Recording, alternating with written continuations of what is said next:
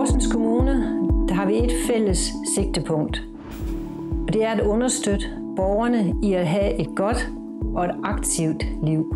Det er vigtigt at have en hverdag, der fungerer, at have gøremål, at have noget at stå op til. Det er rigtig vigtigt at have et fællesskab og indgå i fællesskab med andre. Og frem for alt er det vigtigt at have indflydelse på sit eget liv og være uafhængig.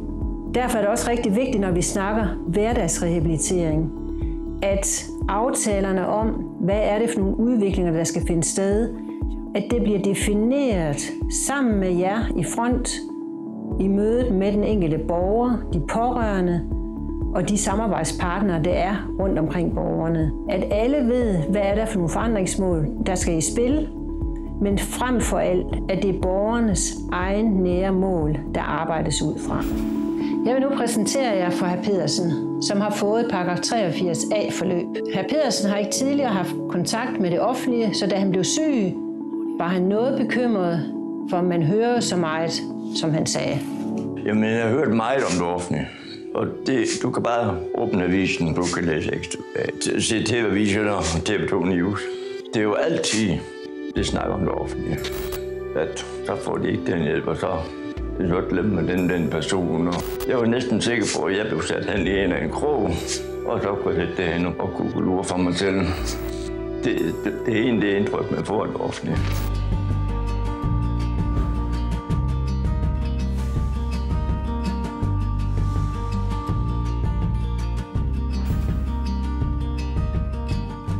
Da Pedersen blev rehabiliteret, en historie om et paragraf 83A-samarbejde mellem en borger og Horsens Kommune. I Horsens Kommune har vi arbejdet med rehabiliterende hjemmehjælp siden 2010. Et projekt, vi kaldte direktør i eget liv.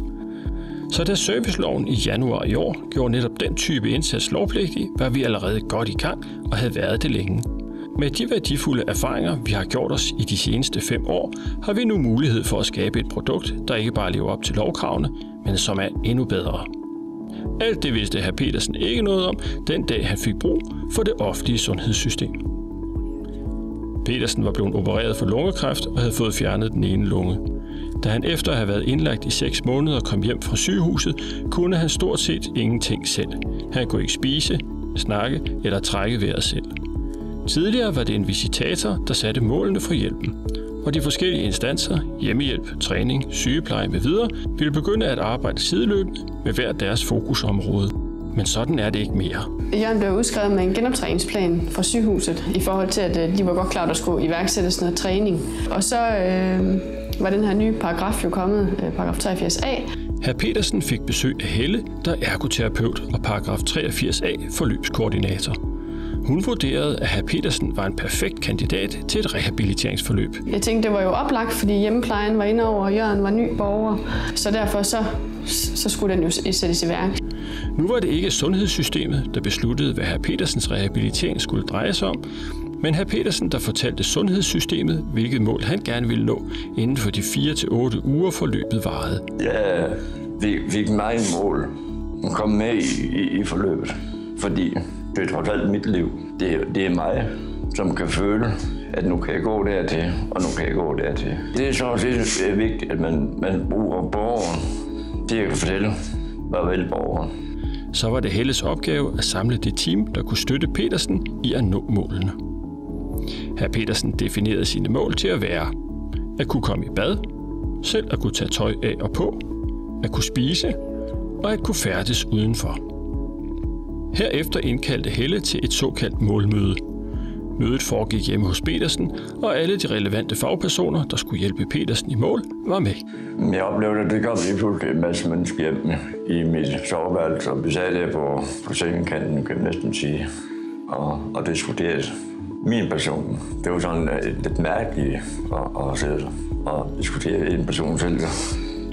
Der var hans hjemmehjælp, en sygeplejerske, en ergoterapeut og en fysioterapeut, og naturligvis Pedersen. Teamet blev sat, og vejene til målene, midlerne og motivationen fastlagt i fællesskab.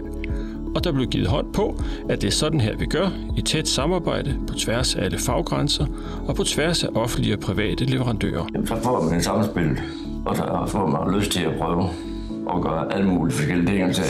Jeg synes, det er en rigtig spændende rolle at have fået, at skulle have lidt der overblik over indsatserne. Så udfordringen kan være nogle gange at ikke være den eneste, der sidder med ansvaret, at andre også skal tage ansvar, altså andre faggrupper, fordi man har måske den der lidt overordnede funktion, så forventer andre, at man ligesom har overblik over det hele. Apropos overblik over det hele. Det skal sådan nogen som dem her have. Vi kalder dem ledere, fordi det er deres opgave at gå forrest og vise vejen. Nå, det bliver spændende det her. Det bliver rigtig spændende. I dag er de blevet inviteret på en lille udfordring i forhold til samarbejde, paragraf 83a og hr. Petersens case. Udfordringen lyder: find og løs 4 opgaver på Horsens Kunstmuseum. Der ligger noget derovre, men der står nummer 4. Jeg tror, det så er det ikke den. Jeg tror ikke, det er nummer 1, vi skal starte med. Jo. Kunne man da godt forestille sig. Vi skal herind. Så skal vi nok herind. Her er nummer 3. Nå. Ja. Vi fortsætter videre fra. Så kunne det jo være hernede. Nummer 1. Yes. Hernede. Den var lige derinde. Ja. Nå. Så. Hvad er nu det?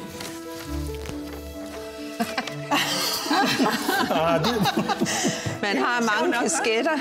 Ja. Jeg er blevet fransk. Det er fantastisk. Hvad står der så her?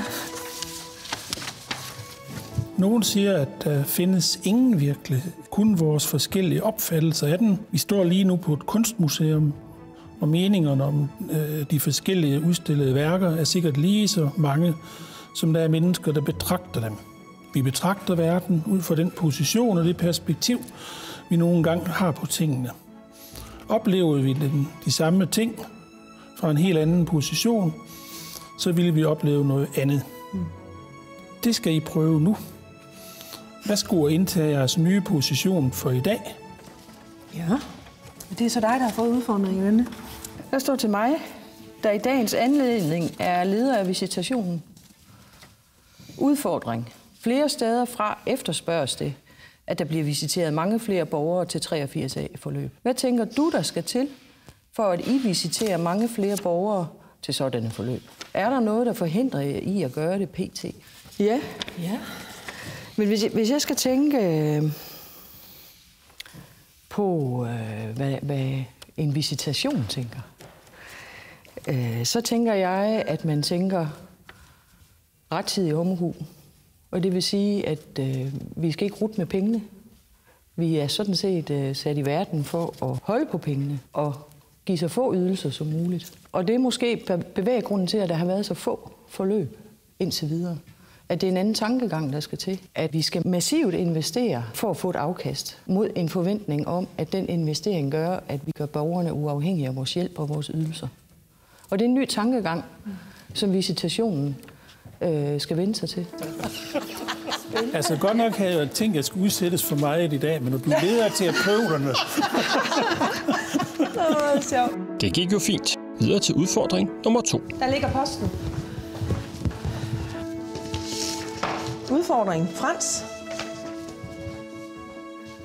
Dine terapeuter har fået en ny rolle som forløbsansvarlige. Det betyder, at de får mere indflydelse og skal have det forkromede overblik i forhold til at forme indsatsen omkring borgerens mål. Det giver nogle gange nogle udfordringer for dine medarbejdere, at de skal føle sig tilstrækkelige i det og kunne justere alle indsatser i forhold til hinanden og skabe en synergi. Hvad tænker du om det? Har du et forslag til, hvordan I kunne optimere indsatsen? Jeg synes jo, det er en spændende ny opgave, som terapeuterne får som forløbskoordinatorer. Jeg tror, at hvis man er i stand til at kunne involvere alle grupper i den kommunale organisation, det både være i hjemmeplejen, i sygeplejen, i terapeutgruppen og sammen med visitationen. Hvis vi kan gøre det i fællesskab, så vil vi nå nogle resultater, som er langt bedre på det her område. Så det er en rigtig spændende opgave at gå i gang med. Og jeg tænker, hvordan kan vi så hjælpe og støtte jer til at have det overblik? Fordi meget ofte så er man nødt til at blive hjulpet af andre for at fastholde overblikket. Så har vi egentlig gjort nok ud af at tale om, hvordan man hjælper en til at have et overblik. Det kan godt være, at det, at vi måske ikke har talt så meget om det på nuværende tidspunkt, det gør vi i proces. Altså sådan lidt action learning, hvor vi simpelthen har tingene kørende, og så lærer vi af de processer. Og så tænker jeg, at det, der er rigtig vigtigt, er jo, at vi tænker på at have respekt for hinandens tid. Sådan at vi bruger tiden fornuftigt, så den tid, vi bruger på de her ting, kommer godt igen, og den tid, vi ikke bruger forkert, bliver brugt på de borgere, der så er på den anden side. Ja, lad os lige vende tilbage til borgeren på den anden side, hr. Petersen. Han spildte bestemt ikke tiden. Det var sådan i Jørgens forløb, der havde hjemmeplejen, de havde lidt svært ved at følge med, fordi at udviklingen den skete simpelthen så hurtigt. De ville gerne for eksempel have en masterturner i sengen, fordi de følte, at ellers så blev det for hårdt for deres arbejdsmiljø.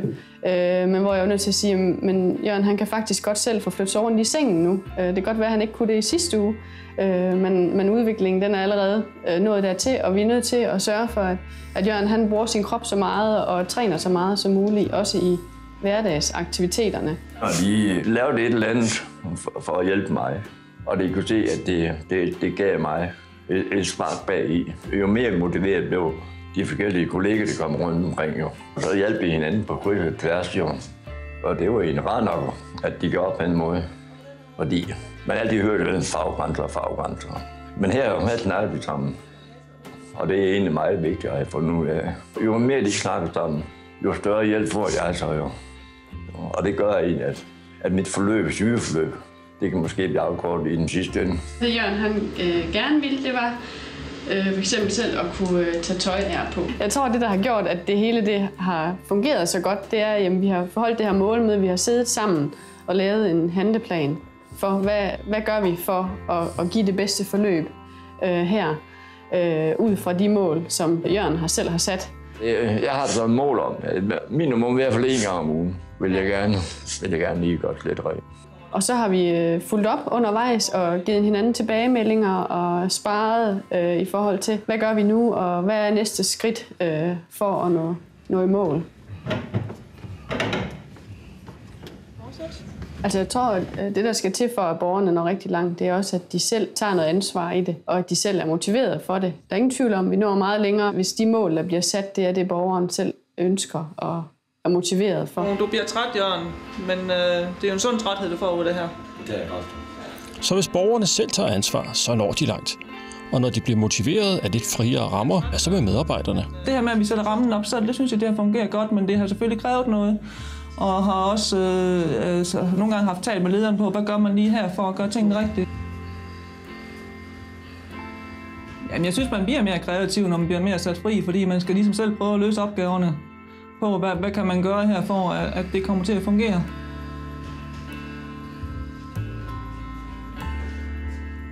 Lad os se en gang, hvor de 4 ledere er nået til på Kunstmuseet. Så må det være din tur, Jeanette. Tror du det? Ja. Det var ikke mig. Det var ikke mig.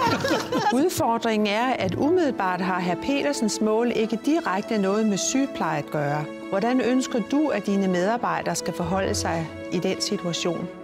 Man skal være kreativ i sine løsninger.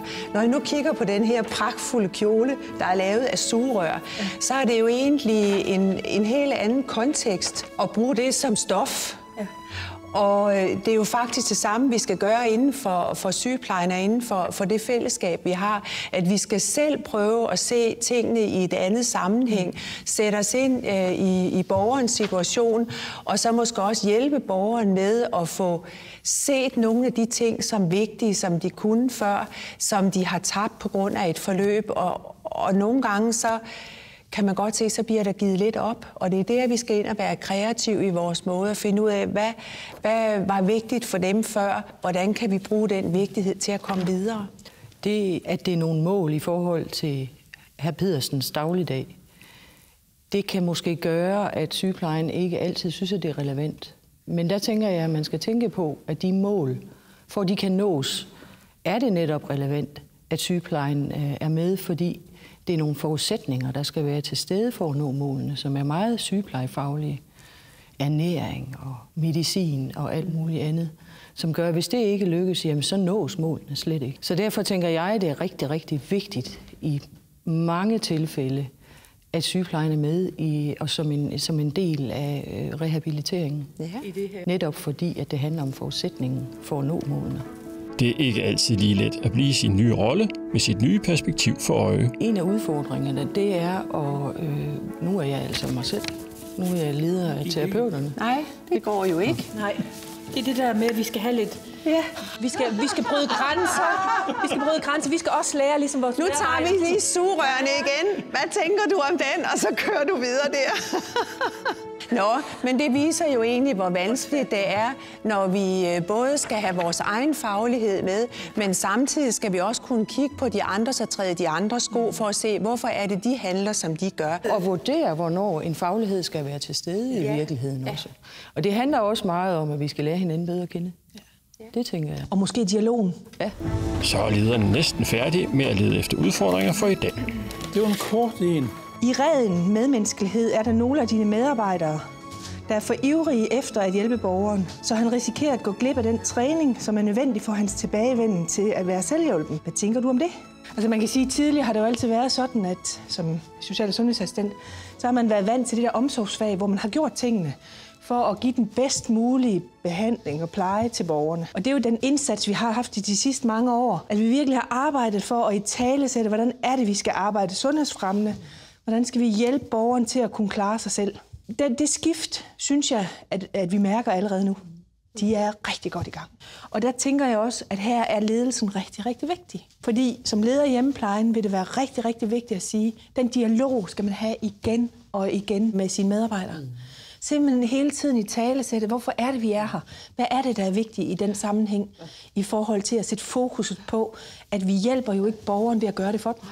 Det er kortvarigt, men der, hvor vi hjælper borgeren allermest, det er, at vi sætter fokus på, hvordan de kan trænes op til det, som de har af ønsker og drømme i forhold til at kunne klare sig selv efterfølgende. Men det er jo et paradigmeskift, der er sket for en meget stor del af de medarbejdere, vi har. De er faktisk uddannet i omsorgsbegrebet og egenomsorg. Og det er jo faktisk en anden tilgang, når vi siger, at man skal tage udgangspunkt i borgerens ressourcer og de ønsker og drømme, og så af den vej gå ind og få funktionerne op igen. Så det er sådan en tankeændring hos os alle sammen, og det tager altså tid. Men det er så det vigtige at huske de gode historier, som det forløb, vi lige har snakket om i dag. Det er jo det, der rykker noget, når man ser, at det her rent faktisk er i stand til at kunne forandre noget, og at borgeren får et meget bedre liv på den måde. Det viser jo, at når man har behov for hjælp, og man får fat i de rigtige personer, så kan man få den hjælp, man gerne vil have. Så det er kun sådan en lille hovedrolle, det står jeg ikke fortælle om. Får jeg helt gåsehud, fordi det betyder noget. Det er de gode historier, der får os til at sige, yes, det virker.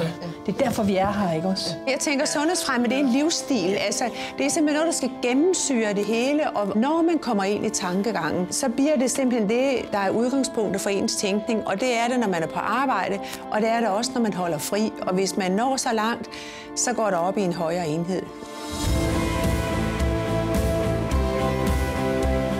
Det vigtigste for, at 83A bliver en succes i Horsens Kommune, det er, at alle faggrupper spiller sammen om at løse den her opgave. Jeg bliver tydelig på, at vi alle sammen fra hver vores vinkel har et perspektiv på, at vi vil 83A.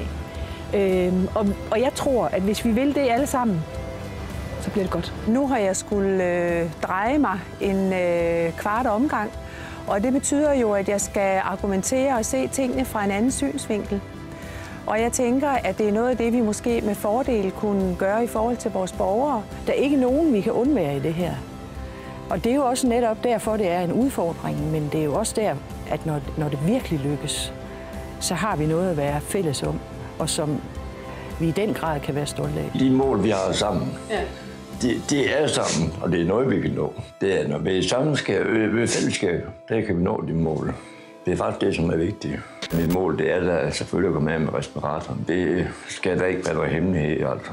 Jeg sætter mig altid store mål, men det er rart, at man kan få den hjælp, og kan nå at se, om du kan leve din drøm ud. Det er spændende. I Sundhed og Omsorg i Horsens Kommune arbejder vi på at være fleksible, have færre procedurer, og i stedet lade fornuften råde i situationen, så vi kan imødekomme de mål, den enkelte borger har sat sig. For vi tror på, at jo mere indflydelse man selv har på et mål, jo mere engageret er man for at nå det. Og det gælder både for borgere og medarbejdere. Kort sagt, det nye rehabiliteringsforløb er ikke bare til glæde for den enkelte, men for os alle sammen.